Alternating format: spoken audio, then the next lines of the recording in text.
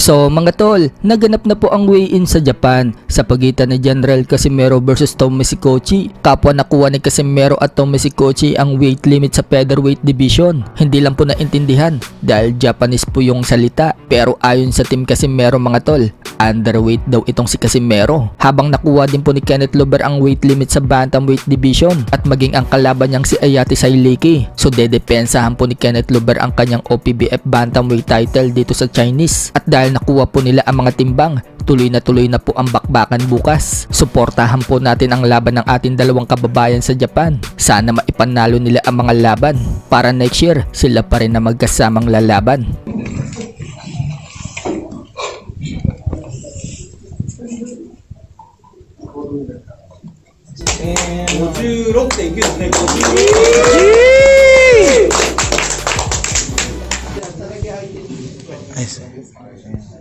Samantala, may reaksyon naman po si Casimero sa magiging laban ni Naoya Inoue versus Alan Picasso at Junto Nakatani versus Sebastian Hernandez sa Saudi Arabia. Wika ni Casimero, easy fight lang daw kay Inoue itong si Picasso. Sa tingin daw niya, hindi daw big deal itong si Picasso kay Inoue. Ganon din daw itong makakalaban ni Junto Nakatani. Easy lang din daw itong si Hernandez kay Nakatani. Mas aabangan daw niya yung laban ni Inoue versus Nakatani sa susunod na taon. At sa tingin daw niya, mananalo daw si Nakatani dito kay Inoue. At dyan na nga po hinamon ni Casimero si Nakatani. At sinabing pag nanalo daw si Nakatani kay Inoue, ibigay daw sa kanya si Nakatani. So palag nga po si Casimero mga tol kay Junto Nakatani. Sa kabilang banda naman mga tol, mamaya na nga din po magaganap ang final weigh-in ni Inoue versus Picasso at Junto Nakatani versus Hernandez. At iba pang mga Japanese fighter na lalahok sa laban bukas. Malakas talaga ang kumpiyansa ni Picasso na mananalo siya kay Inoue. Sa post po kasi ni Picasso mga tol sa kanyang social media account, sinabi niyang hindi daw siya pupunta sa laban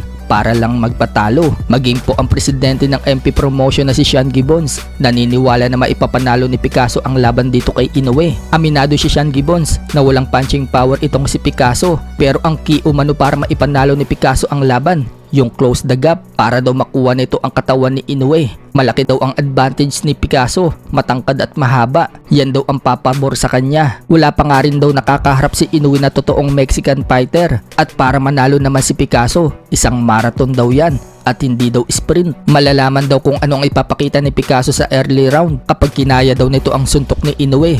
Malamang makikipagsabayan daw ito. Aminado si Gibbons na kay Inoue daw lahat ng package. Kaya bukas, tingnan umano natin kung ano ang suntok na ipapakita ni Picasso.